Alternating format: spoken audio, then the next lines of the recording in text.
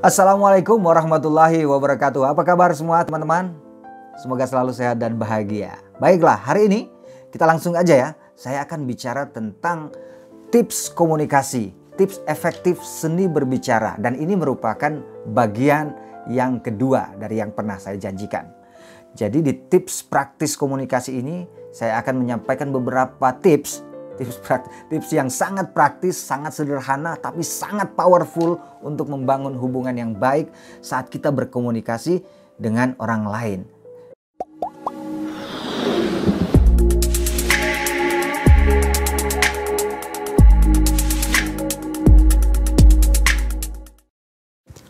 Baiklah, yang pertama, ekspresi. Nah, ekspresi ini penting. Apa maksudnya ekspresi? Hal yang paling menggembirakan bagi seorang pembicara adalah bila pendengarnya menatapnya dengan penuh perhatian. Ditambah ekspresi berupa senyuman ringan, anggukan, kejutan, dan ekspresi lain dalam menanggapi isi pembicaraan. Jadi saat berbicara kepada orang lain tunjukkan ekspresi. Wah, gitu ya. Luar biasa. Masa sih?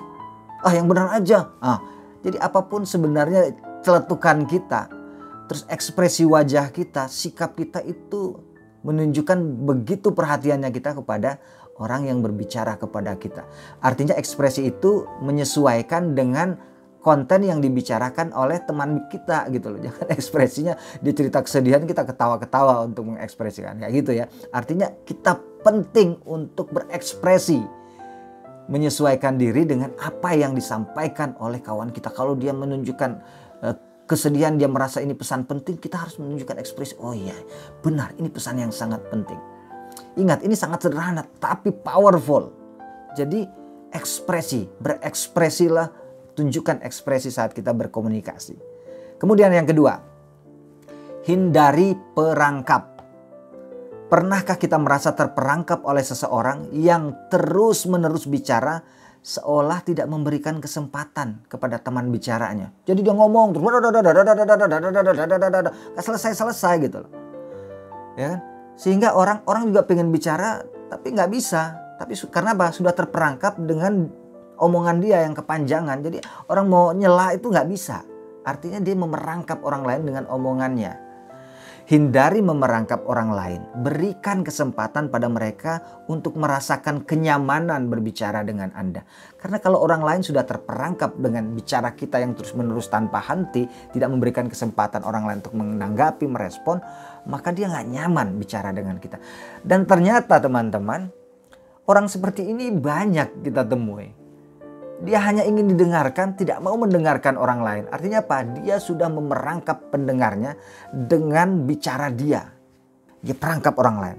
Nah, kalau kita yang jadi pembicara seperti itu, janganlah kita memerangkap orang lain.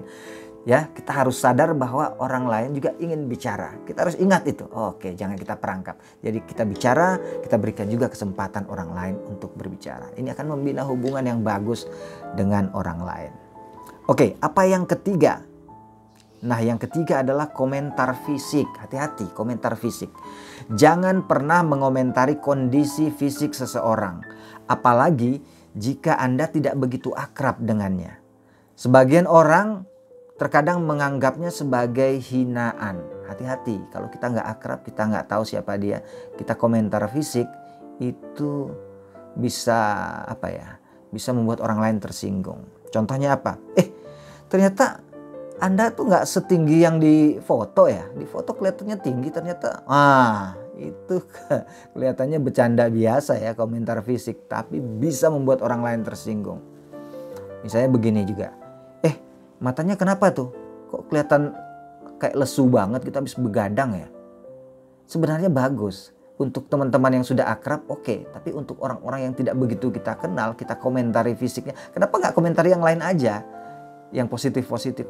Daripada kita mengomentari fisiknya, apalagi komentar kita cenderung ke arah yang belum tentu mengenakan gitu bagi pendengar, bagi orang yang kita ajak bicara. Jadi hati-hati mengomentari hal-hal yang sifatnya fisik. Hindari, sebaiknya hindari.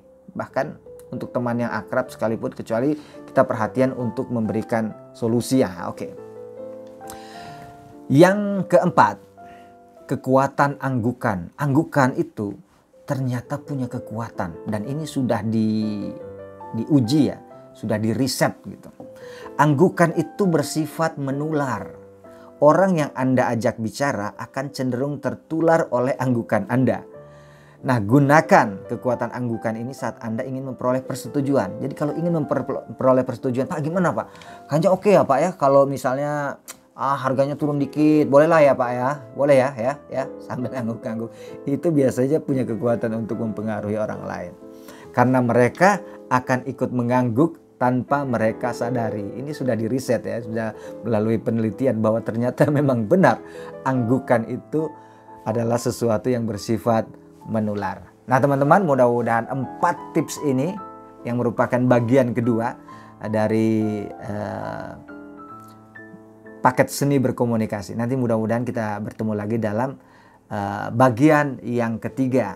Mudah-mudahan tips ini sederhana, bisa Anda praktekkan setiap hari kepada siapapun dan kapanpun, dan menjadikan Anda pribadi yang semakin handal dalam berkomunikasi dan membina hubungan dengan siapapun. Terima kasih, sampai bertemu lagi.